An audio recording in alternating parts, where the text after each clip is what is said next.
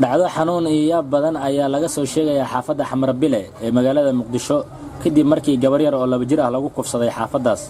ninka gabadha yar kufsaday ayaa da'diisa lagu sheegay 20 jir sida lagu shaaciyay bogga Facebook ee wariye Ismaaciil Xaaji Shakeeti ayaa sheegay inay soo gaareen sawiro calal xumo ah balse aan habooneen in lagu baahiyo barta bulshada ku kulantay ee Facebook ama goobaha kale.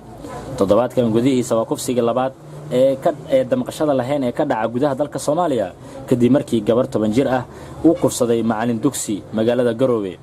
horaantii bishan ayay ahayd markii deegaanka Galdogob lagu kufsaday gabar kadibna muuqaalkeeda lagu baahiyay barta Facebook.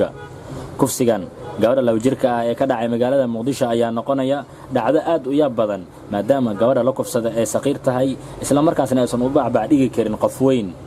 wixii faahfaahin ay ku soo kordha arintaasi waa idin la socodsiin doonaa.